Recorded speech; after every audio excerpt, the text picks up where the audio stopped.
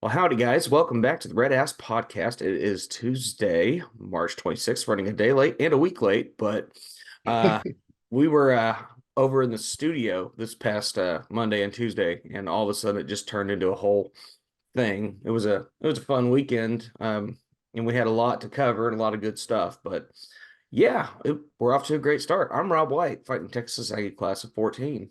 And I am Roy May, Fight Texas class of 2015. Yeah, and we've had ourselves a really interesting couple of weeks and a bit of a roller coaster on a few things, but I think we've come out pretty okay on the other side. Yeah, I mean, just dive right into it. Both men and women on in basketball made the tournament. Yep. Unfortunately, the women didn't make it past Nebraska in the first round. But again, we've talked about the trajectory of that program and where Joni Taylor has it going. Yeah. I'll be real interested to see, the follow up year. Oh, Um, for you know, sure. how do we respond next year? Do we build on it, move forward? That's obviously the question at this point. Now that the season is over, you can take stock of the season, which I'm sure they've done. But the idea is to continue moving forward and upward at the same time. But I'm excited, obviously, given her credentials and the fact that yet again she's selected to coach at the national level. Um, she's interacting with these kids that basically she's recruiting to an extent. Right. The men have a great first round game and just blow the doors off in Nebraska, Oh, yeah. and then take a number one seed, and they were the two like this the second number one seed overall. So they were Yeah. the second ranked team basically in the tournament. Took them to the extended wire, Mhm. um, and it was it's a really frustrating game because, and I get that we shot poorly from behind the arc, but let's be honest, that wasn't the first game we've shot poorly from behind the arc. Right. But what I think probably what was disappointing, and it's the easy one, it's the elephant in the room. Remember, I can just point out, it was just the free throw shooting was abysmal, Right. and that furious comeback at the end, and you never know how a game will play out. But if you just shoot a little bit better from the charity stripe, maybe that thing doesn't even go to overtime. So Well, and yeah, that's kind of the big deal, right? It's like you can always point, and I love the people that always seem to go default referees, default, whatever. Like, here's the deal, guys. We had a lot of opportunities at the free throw stripe. You have to start draining some of those things.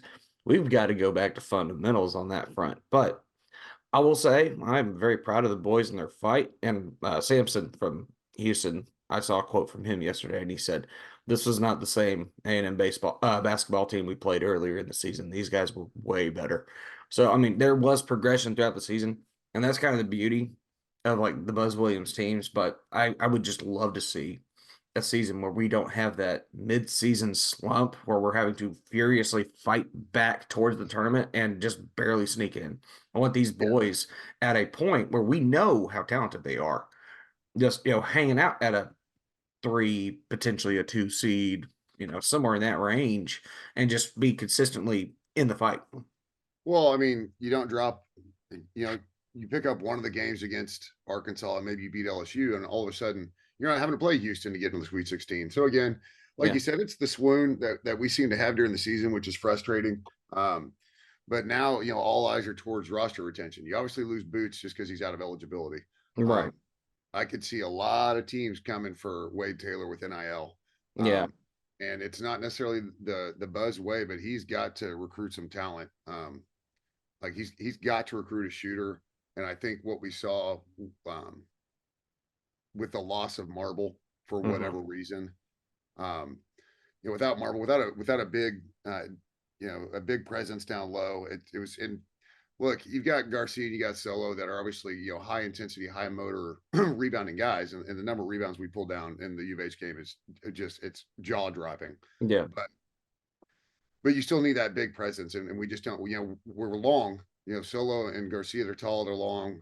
Yeah. You can jump out of the gym, but somebody big like Marble down low, because Henry Coleman, he plays in the big, but he's not quite. You see the other teams in the tournament, and you see even in SEC play. Mhm. Tennessee's a great example just as far as the presence they have down low. Correct. Uh, there's a couple other teams that we saw in the SEC that had it, and he's got to find a big, and he's got to find a shooter. And I'm talking like a pure shooter. And Yeah. maybe it's on the roster and we just don't know it yet. Um, but it's going to be recruiting / retention. It's kind of that's the new landscape of college sports. It's not Hmm. not just recruiting new players; it's recruiting the players that you have to stay. Yep. So that'll be big as it folds out or unfolds, excuse me. Yeah. Just kind of keeping an eye on the roster and see what happens. I would err towards Wade Taylor staying just because I think he and Buzz have a phenomenal bond. Yeah. I think it would take quite a bit to get Wade Taylor away. And again, that's just my opinion. I don't know. I haven't met Wade. I don't know, That's but it. just kind of from what I see and how it shakes out, I would be surprised if Wade leaves. And if Wade stays, you've got a roster you can build around. Yeah. So it's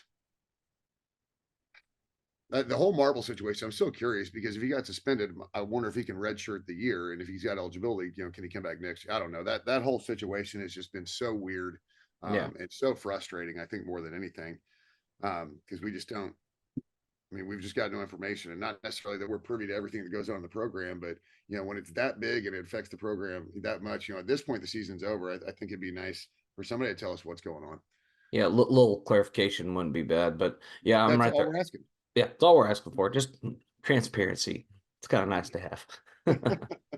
But I mean, I'm proud of the guys, proud of the way they fought. I mean, like I said, this was not any kind of walk in the park going up against U of H.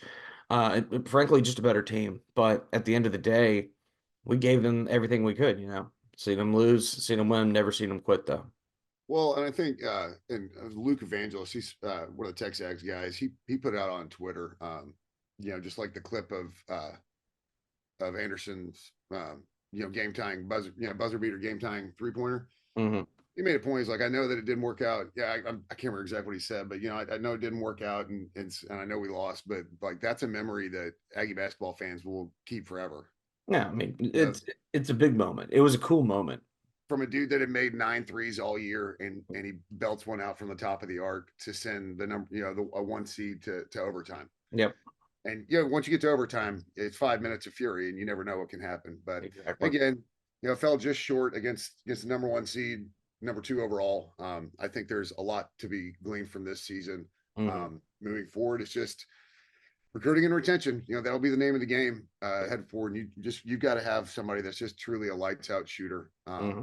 And I think you've got to have a big. Um, but again, that'll play out. And then shifting momentum over to all of the momentum, quite frankly, on both diamonds. Yes. So since we missed last week, we can kind of just touch back right quick. Oh yeah. Went on the road, dropped a series to Florida. That's not the end all be all. It's on the road. A top 10 team in Florida, who for Right. some reason can't seem to figure out the midweek games. Uh, Yeah. That's certainly a conundrum. But one thing that my buddy Matt Trujillo and I really discussed was we said coming out of that weekend 1-2, that's a win because we have yet up until that one game we've never won a game in Gainesville, yeah, which is a crazy stat. I hadn't realized that. I was like, man, we've been swept every time we've been there. and So, Florida's so good too. I It's just mean, such a good program. they're a they're a phenomenal program and a great new ballpark down there. I know a lot of people dunk on it because it's not all that big, but I'm like, you know what? It doesn't have to be. Yeah, You know, bigger's not always better. no, I think, and I'm really looking forward to what we do at Olson. yeah. I think it will be bigger capacity wise. Yeah, Um, probably I closer to think, like 10,000 if I had to bet money, somewhere in that yeah. range, So 10 to 10, 11. the attendance has been just phenomenal. Obviously, every sport at every school, the better you play, the more people are going to show up at the ballpark, at the Well, arena, at the stadium, all of it. All right, like well, everybody gets that. and even Tuesdays, like we had a massive crowd out or I guess technically Wednesday, we had a huge crowd out for Peavy last week whenever we took them on. The midweek crowds have been insane, and like even when Yeah. we were good, I can't remember going back. What was it? 16, something like that. Yeah. 16. Um, like I don't remember the midweek crowds being like this. No, it's insane. I And mean, we're going tonight. So my friend Ashley came into town and she's been wanting to go to an A&M baseball game for years at this point. So I was who like, is it tonight? Houston Christian. yeah, Houston Yeah, Christian, formerly Houston Baptist. But or yeah, this. Yeah, we'll be roping them in.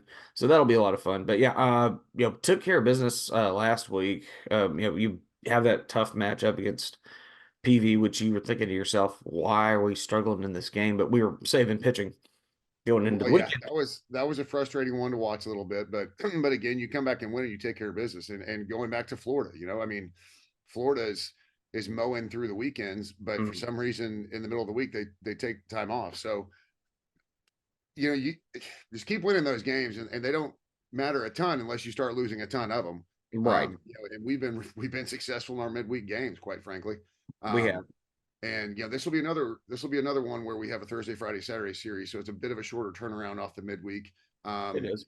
but at least we do have that 1 day gap as opposed to last week where it was 4 straight days of baseball. Yep. Um, Well, and now you get yourself Auburn coming in, and really with Auburn, coming off of a tough series. I mean, they went out to number one, but still was able to salvage game three and ended up putting up a decent amount of runs on a team that doesn't give up a lot of runs. So they had a little bit of confidence the coming into this weekend. and I think that's real similar to how Matt was talking about going to Florida. If you can go to Arkansas and eke out a win, like it's I mean, it's not a win, like it's not an overall weekend win, but it could have been a lot worse kind of thing. Oh yeah. You've got to avoid sweeps at all costs, and that doesn't Yep. matter where you are in the standings. But we always say just win all the series, and you'll win every series, and you'll be in the hunt for a national seed pretty much in the SEC. Exactly. Well, at least hosting. Right. And if you can sneak out a couple of sweeps, Right. it's just a nice bonus. So I thought it was a great response this past weekend in the rubber match. Lampkin going out there and mowing down a dozen. That's he was just absolutely fantastic on the mound. And, No, we phenomenal. continue to see that. Continue to see a little bit of struggling, in our middle game with pitching. So it's I don't know if something's not clicking but I have all the faith in the world they'll get it figured out.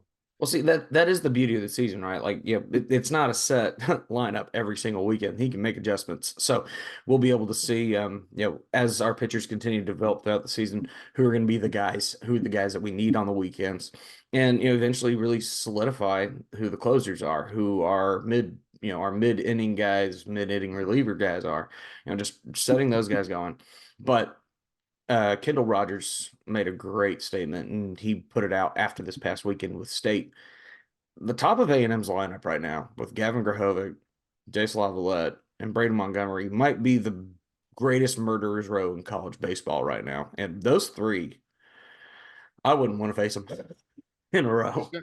just nothing you can do. When it's one or two, you can really work around it. But when you got three in a row, and honestly, he's kind of in a slump. But I saw on the Fungo Bat episode this week, Hayden shot.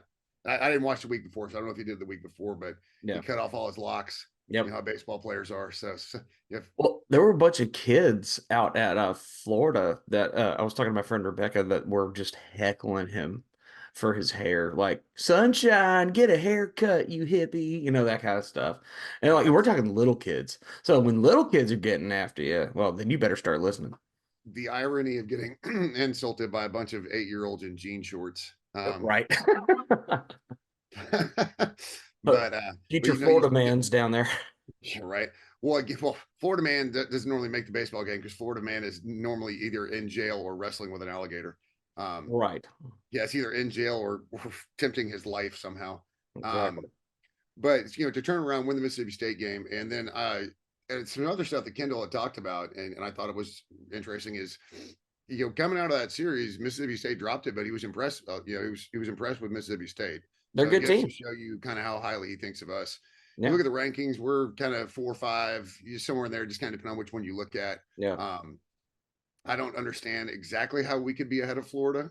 I'm Um, wondering if they were just looking at it like it was a very tight series there. I mean, if you look at the run distribution, it was even on the road, and I think he's thinking maybe on a neutral field, A&M and Florida are probably mixed, but still, I'm a but big fan of results, right? If yeah, a team beats another team, they should be ahead of us. That's just a fact well, of life. and if you win a series at home and the other team wins a series on the road, especially the box, right? Right. Like, I Like mean, I get they've been struggling in midweek, and I know that they gave them okay, they went 2-2 that's this the only week. thing I can figure. Yeah, it's weird. Like they're actually getting punished for losing midweek games. But again, like we said, dropping one or two is one thing, but Florida can't figure out how to play baseball if it's not on the weekend. No, which it's very odd. But you know what? At the end of the day, those weekend series, especially if you start sweeping some of those as Florida, are going to really benefit you. But we like to see them continue to do well, especially since we lost to them. So keep them rolling. Right. And Yeah, no, you love the RPI, that's for sure. yeah, and now we pray that State continues to improve, and I think we'll see because they take down LSU, who frankly is not looking like the number 8 team in the country right now. I You know, know right? they've really Weird. slipped off quite a bit over the last couple of weekends, but we'll see kind of how it plays out. Like I'm not a I'm obviously not an LSU fan, but I'm kind of I share their sentiment in the sense that I always expect LSU baseball to be good. I mean, they are. I mean, come It's on, like let's talk Kentucky about. basketball, right? Like you Well, always expect them to be good. well, and speaking of Kentucky basketball, Calipari getting the axe. I mean, when you get bounced three of your last four times in the first round, I can understand the frustration of a fan base, especially when that expectation is Elite Eight, Final Four pretty much every year. Kentucky basketball fans are some of the most spoiled sports fans on. They're like Alabama football fans. They're both way up there. Well, or like, City fans over there in the UK these days. It's like, oh, we're not going to win the league this year. This is some BS or or whatever. or United fans always like Manchester Oh, United fans. No matter how bad they are, there's some must be something celestial going on because Man United isn't winning a title. I'm just as a Liverpool fan, I always go back to that scene from Star Wars Episode 4. It's like, you will never find a more wretched hive of scum and villainy than Manchester. Ugh. So, but baseball. I mean, again, you love what you're seeing. Oh yeah, Seems like Ali Camarillo is turn things back around, which is big. yeah, Anytime you can turn this lineup back over to those three, I mean, that's the idea, right? yeah, and that's So exactly their job. Your job is just kind of help set the table for those guys, and they've been doing a good job with that, no doubt. yeah, would love to see Shot continue to, um, to kind of get it turned around. Another one that we're not talking about, which is insane, is Appel. Oh, Appel, and honestly, I mean, Ryan Targachi's been struggling quite a bit too. But I mean, if he can get it put together, oh man, I'm gonna really like what we're seeing with the lineup. Yeah, we got to figure out a bat at second because the defense isn't lacking no matter who you put out there. But No, it's like somebody's got to step up with their bat at second. oh yeah, Um, but again, yeah, and pitching. I mean, you think about it. You got Grahovac, mm, Jace, Braden. However they decide to order it. You got Appel and Shot. I mean, that is just filthy. I yeah. mean that is straight up filthy. So You yeah, guys, get to stay at home for another weekend. So that's always a plus. And then you're gonna head on the road to South Carolina, who's what's weird. I was looking between all the baseball rankings because there's three kind of major ones everybody looks at. yeah, Once you get to about 17, from 17 to 25, there it's like people are throwing darts. it's a hodgepodge. There's like a lot of variation. Auburn's in one, Old Miss is in another, South Carolina's here, and you're like, one's got DBU at like 10 or 11, one's got them at 18, one's got them at 14. So, Yeah, and again, ranking baseball is so difficult because there's a million programs and there's so many moving dynamics on it. Like, how right. do you compare, a non-SEC or Mhm. really even non-Power Five school to a? So, I mean, although I give DBU's had some ranked wins, and Well, they're and, always such a tough program. and I'll typically say like D1 is kind of the banner for that because I feel like Yeah, they understand the rankings for the most part. And every year everybody's always like, "Well, the SEC, they always throw so many teams up there." I'm like, and yeah, and how many of those teams end up making Omaha? So right. it's like what's happening there. Like these are top level teams, and generally when you look at that, I mean that's just where the talent is.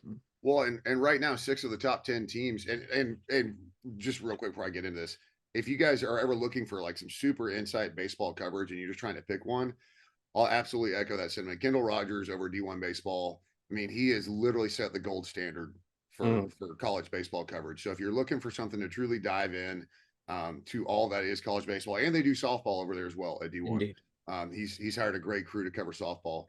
and a, So if you're and a looking for coverage, bonus, like what's up? he's an Aggie, so you're Yes, supporting he Aggie is. business. Yes, he is. Like I'm not plugging him because he's not paying me to plug him by any means, but I'll just tell you No, he's the best. He's the best in the business no for the question. same reason. Um, but you over D1 rankings and you have six of the top 10 are SEC, 10 of the top 25 are SEC. That's not by accident. And again, like you said, the proof is always going to be in the pudding at the end of the year. How many teams are hosting our SEC? How many super hosters are SEC? How Right. many teams are going to Omaha? Half of the eight generally. I mean, three or four a lot of the time, which is insane that one conference is putting in like three or four Yeah. virtually every year right now.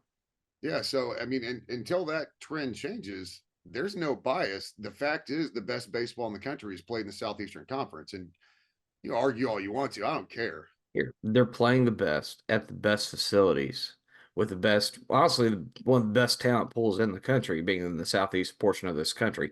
I mean, let's face it, baseball as a prospect, I mean, that is generally a southern sport as it is because you, especially in college, because you have the opportunity to get better play time at home. You know, unfortunately, these guys up north, like Michigan, Minnesota, which are all great baseball programs in their own right, they don't get to play home games for how long because of their freaking fields are covered in snow. Well, and I know it's a one-off, but you can go around and look, and honestly, you can just do it on our roster. But if you're trying to make the argument that the SEC isn't the most attractive conference, and tell me why Braden Montgomery, who went to Omaha with Stanford, and Yep. Stanford is a fantastic baseball program, Oh yeah. decided to go to Texas A&M to play in the SEC. Like that's a no-brainer. Getting guys like Hayden Schott out of California, right? Yep. Look across the league. Not all these kids were, born in the Bible Belt, man. And Appel went to Michigan, didn't he? Mm-hmm. I No, mean, so Burton, Teddy Burton's Teddy Michigan. Burton, that's who it was. No, Yeah. Appel was Ivy League. Oh, see, there you go. Another one. Yeah. So obviously there's a draw to playing in this league, and you get to poach the best talents from other leagues to put them on super loaded rosters.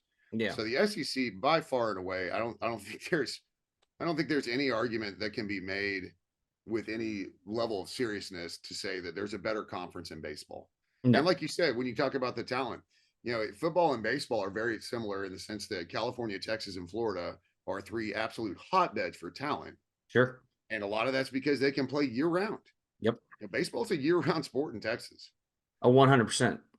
So again, it's going to be so fun, but it's always just such a bloodbath in the SEC because people are so good.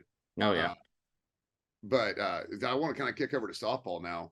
Absolutely. Yeah, because we covered. I mean, they got Auburn coming in town, and Auburn's in one of the top 25 polls randomly. Yeah. Get the series win. Somehow you can get a sweep. That's fantastic. Heading into a road series in South Carolina, going to Columbia. Oh yeah. Again, another. So it's just trying to think of a baseball program in the SEC that you can't be like, what a good program. Yeah. But Alabama sometimes, but really, I mean, even them, they'll have moments. Kentucky's, who hasn't always been great, is having a pretty decent moment right now. So a pretty good year. Yeah. yeah. So heading over to softball, I was actually able to. Oh wait, well I guess we can go back. I guess we can go back the weekend before. Well, Yeah. and I want to Touch make sure on that we. state. What's that? Yeah, touch on state. They ended up taking 2 or 3 from that one. Yeah, they beat Mississippi State, so they win the series. And again, softball is loaded, just like baseball when it comes to the SEC. Mm-hmm. And unlike in baseball, adding Texas and OU to the softball slate, they're ranked number 1 and 2 in the country right now. Yeah. I mean, Oklahoma's 31-1, something like that. Yeah. So that's it's going to get nothing but harder when it comes to softball. In the SEC. But so they go to Mississippi State, they win the series. Well, a big, when you're on the road and you win a series in the SEC, it's the same in softball. If you don't follow softball, it's the exact same because softball is a powerhouse. Now, there are some programs in the nation outside of the SEC. Well, one of them is Oklahoma, which will be here next year. Yep. And you do have some California or West Coast programs that are fantastic. No doubt. But it's Oklahoma City looks a lot like Omaha in the sense that it tends to be pretty SEC heavy. Well, and it ends up being a pretty heavy home slate, especially for the University of Oklahoma. No doubt about it, because they always have a great crowd out there, and they're normally making it there. So like Oklahoma, Alabama, some stuff out west. But so you go on the road. It's a fantastic series win. You drop the Sunday game, kind of a heartbreaker. Then Texas State, I was keeping an eye on it, so it was. And that was the same night as the Prairie View game. And right. so I'm like bouncing back and forth. And the Texas State game was just kind of tough at the end. That was a bit of a heartbreaker. You actually go on the road for a midweek game, Yep. Which is rare when you're a caliber university as Texas A&M is, right? Oh yeah. Like, the baseball goes on the road, to the SIPs. Right. I don't think we have another away midweek game scheduled. Maybe U of H or Rice. We tend to rotate those two, but really outside of those guys, we don't tend to make a big road trip on Tuesdays these days. Yeah, even if it's a road trip, it's right down the road kind of thing. Yeah, like maybe Corpus Christi every once in a while, but yeah. So you drop the midweek game, which is kind of a bummer. But then you get Auburn at home, yep. And you win Friday, you win Saturday. I went to the game on Sunday, and after the second inning, like gave up a 6 spot in the top of the second. So you're down 6-1, and you still end up run ruling them. Yeah. Like these girls have some pop. So that was the first one I've been able to get to in person this year. Yeah. And I mean, they are impressive in person, 100%. Hmm. So that was a big series. Again, even though you're at home, a series sweep is a series sweep. Yep. This next weekend coming up again because it's Easter. Remember, all the series are going to be Thursday, Friday, Saturday. Right. That's baseball and softball. It should be across the board, I believe, across Uh, the nation. it is. But you're going on the road to LSU, and so Number 6 LSU. so Auburn was God, I think their RPI was like their RPI was top 20. And Yeah. to sweep them ran us up, I think, to like 8. I can't remember if it's 8 or 18, but that's our RPI right now. So now all of a sudden, you thrust yourself into the conversation for a national seed. Yeah. I mean, it's early, and I get that. It's early, It is. but it's better to be ahead at the beginning of the race, right? It's just like Always. college football rankings. When they come out, the very first one, you don't want to be mired way down low, right? And have to No. scratch and crawl your way back and prove why you deserve things. Hmm. So this one at LSU, you would love to be able to go to Baton Rouge and grab a series win. That would be absolutely massive. You absolutely cannot get swept. No. It's the same concept as baseball. This it's a strong league, so it's understandable if you go on the road and drop a series. But if they go and win the series at LSU, all of a sudden you're talking about this softball team in a little bit different, kind of frame than we were before. I think if we somehow go down there to Tiger Park there at LSU and pull out a series win, I think there'll be a lot of eyeballs coming here to College Station. Like, okay, like, yeah. I mean, you look at the previous series, yeah, sweeping Auburn, that's a good series win. Going on the road to Mississippi State, and I mean, yeah, you've won all 3 series so far. You win that fourth one, people are going to be talking. Well, yeah, we were picked to finish like last or next to last preseason, right? That's where they picked us, and now all of a sudden we're sitting atop the standings. Yeah, Yeah, so if you can go to LSU and somehow eke out a series win, you get to come home, you get Kentucky, and yep. then like mid-April you're going to Alabama, and again that's one of the true powerhouses in college softball, and it's big because all 3 games are going to be on national television. First 2 games on ESPN2, third game's going to be on the SEC network. So you know that there's an expectation out of that series. Correct. And Alabama has been one of the few schools over the last handful of years that have been the pinnacle of the sport. Well, and here's the beauty of that particular series. Those will be all nationally broadcast. They're on ESPN2 for the first Yeah, 2 games and then SEC Network for the third. So good that's exposure time to go on the road to Alabama. yeah, that's what I was saying. So ESPN and softball understand what the possible implications of this series could be given how we're playing. Yeah, And I'm sure these might have been scheduled to be on TV ahead of time, probably.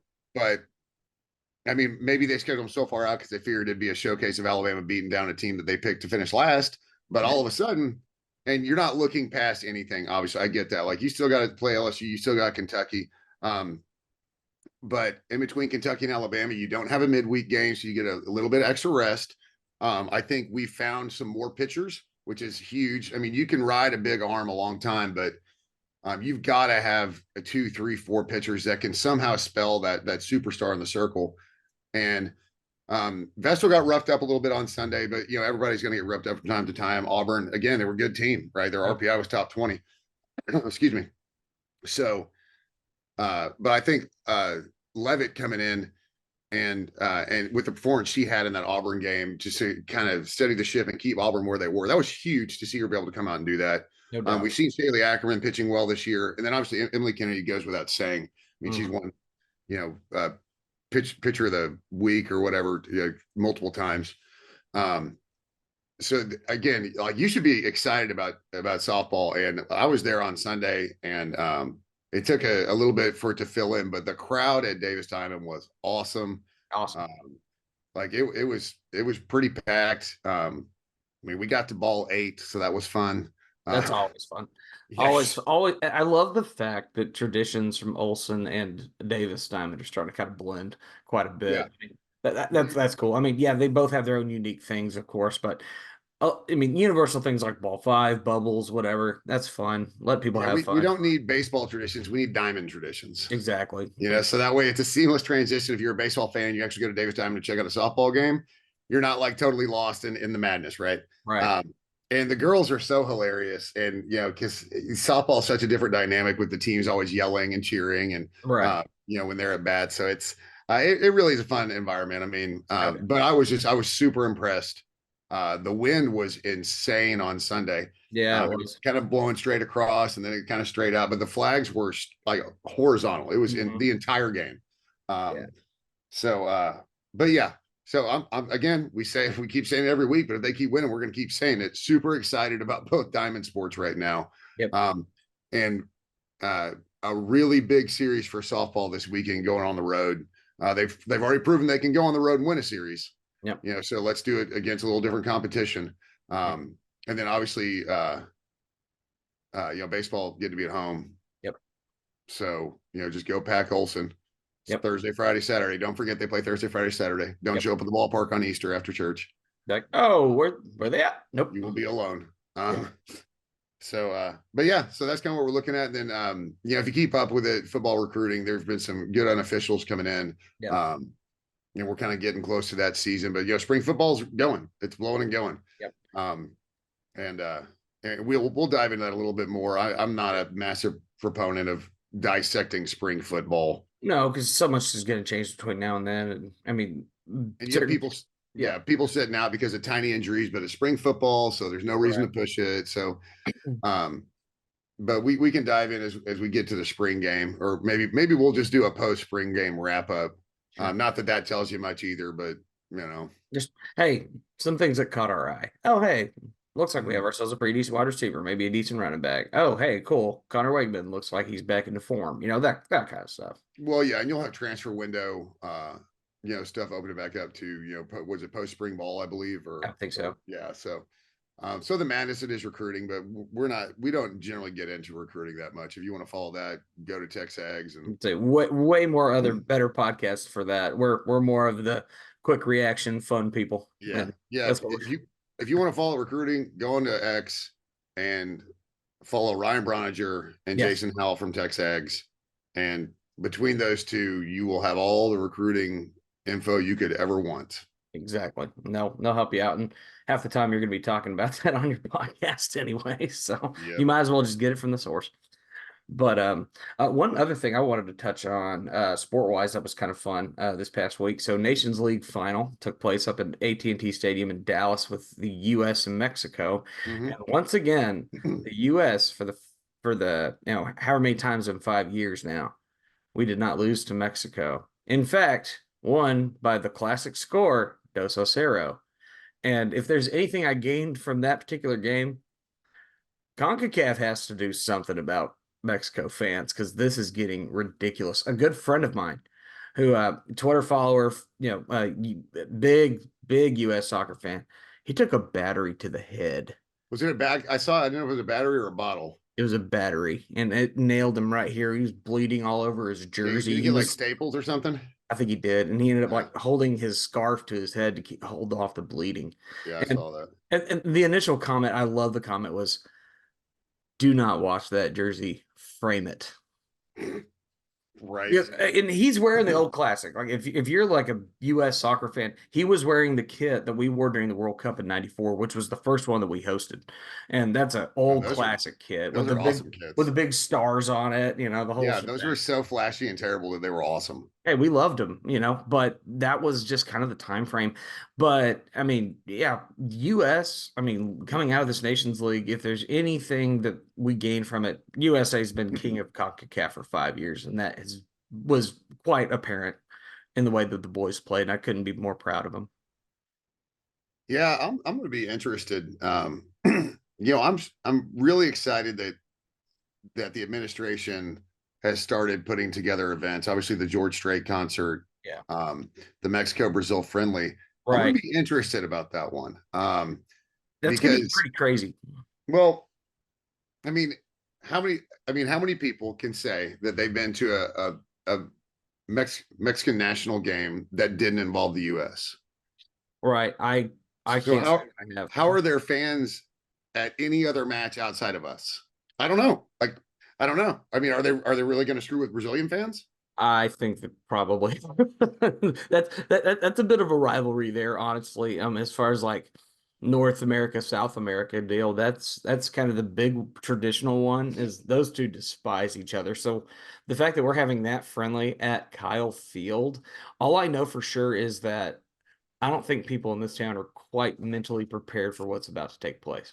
Yeah, John was like, "Yeah, I want to go." I was like, "I want nothing. I don't want to be anywhere near Kyle Field for that." Like, I don't get me wrong. Like, I would love to go to it, but I know what's going to happen. Like we know, like I said, we are the soccer people. So it's like, hey, if it was like, okay, this is kind of an introductory, like I know exactly what the athletic department was doing here. They said, all right, let's get like the two biggest teams that we have on this side of the planet in terms of fandom for this game, and let's put them at the biggest aim. It's no different than the at the station thing that just took place over there when they said, "Hey, let's do a 1 day festival with the biggest country artist we possibly can get in the name of Zach Bryan."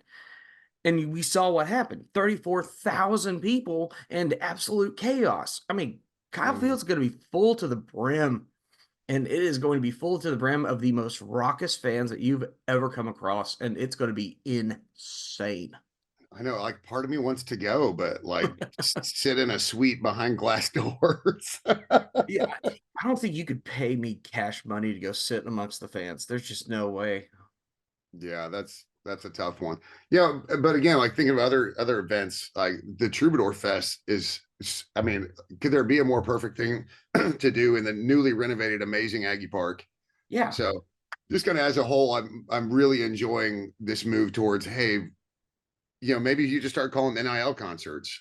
Hey, I don't hate that idea. And frankly, as a local musician, just the opportunity to have like Troubadour Fest on campus, I mean, that's a great deal. I mean, all of a sudden now you have three major festivals going on in the BCS area with Troubadour Fest, with this at the Station Festival, which is taking place again. This time they're doing more of a Chili Fest setup, which I think is better.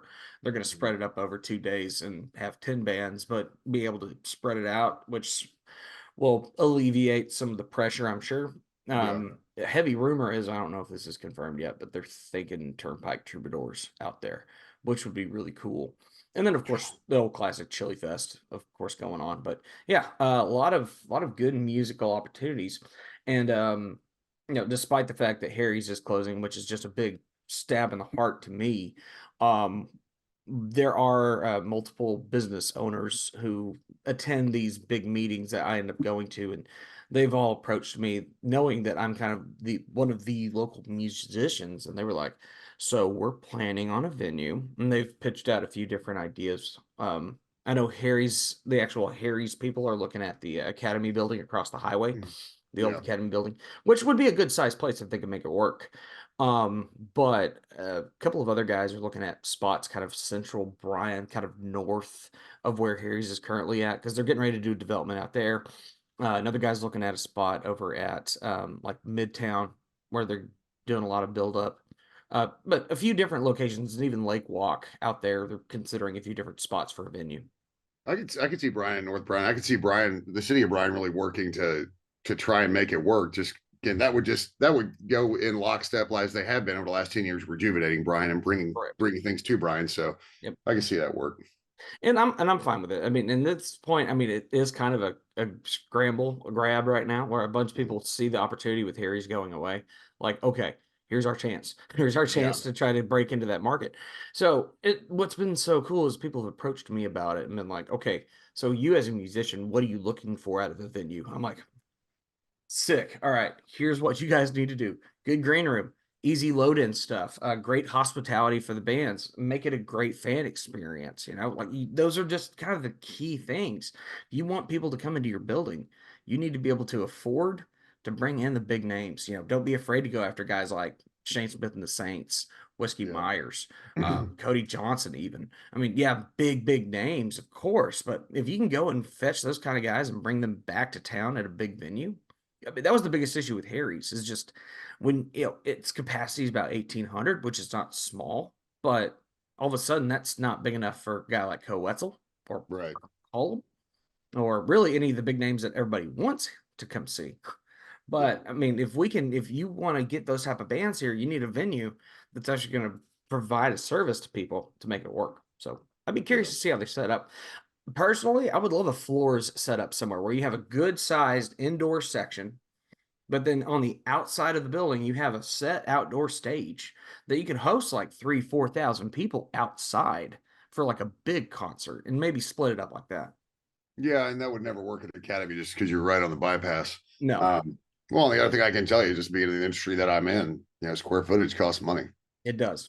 And when you're not using that outside space, you're still paying for it. Exactly. So So, utilizing your space is so important. which is why I could see it being in Bryan, like, or just north of Bryan, something like that, where you're Yeah. just going to find cheaper dirt, quite frankly.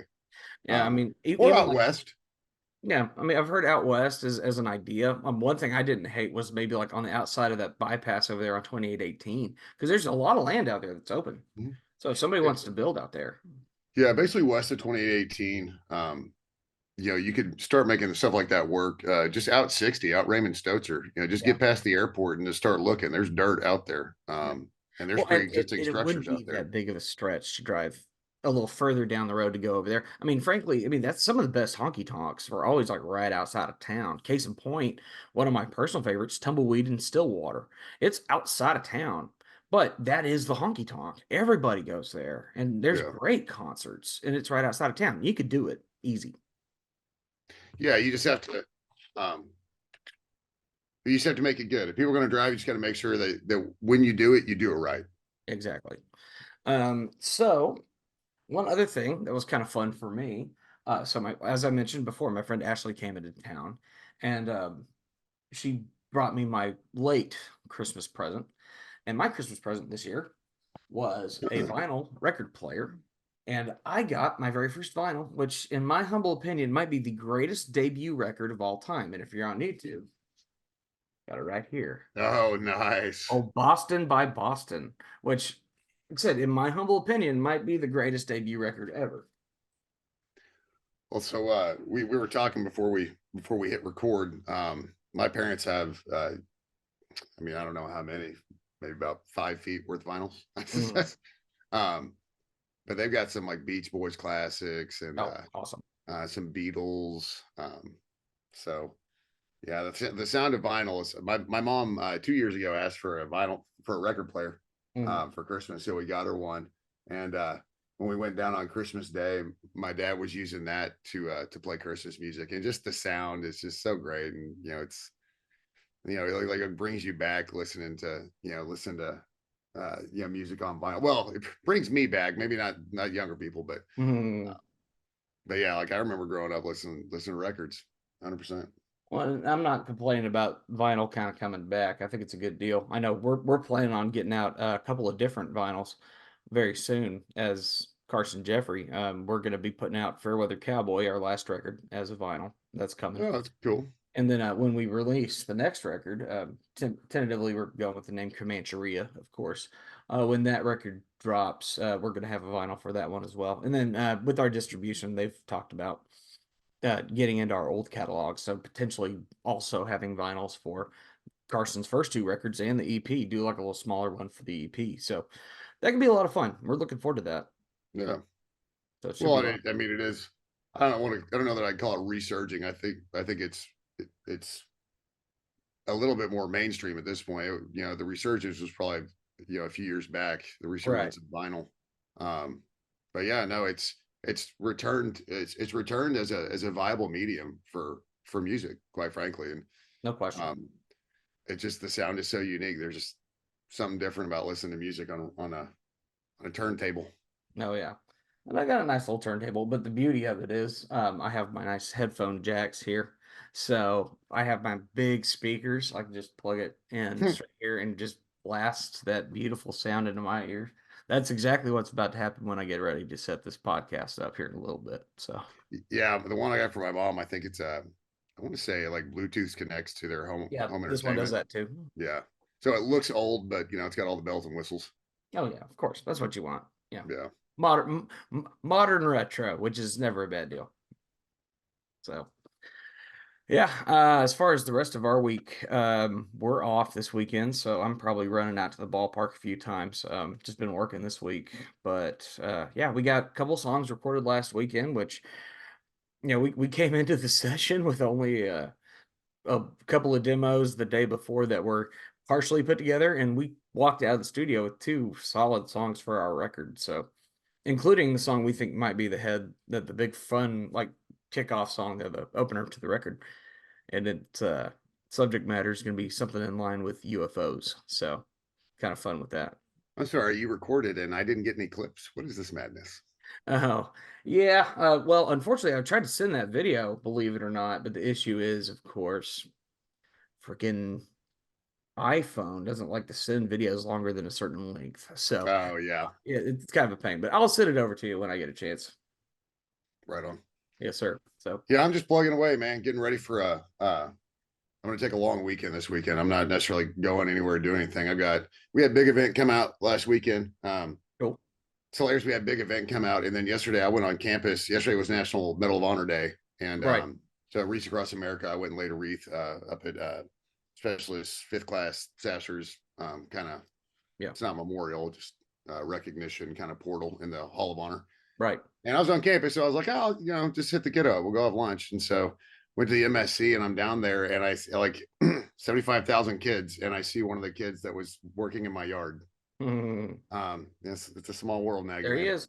There she But is. yeah, it's a big event came out. I've got a little bit more stuff I need to do on the back end of that because we had to pull out some dead bushes, and I'm sad. But so I'll probably get a little yard work in this weekend. But just plug, man, chugging and plugging this week, this busy driving all over. I'll be in Bremond. I'm not putting on any shows, so really, I'm just giving you guys an update of where I'm driving, pretty much.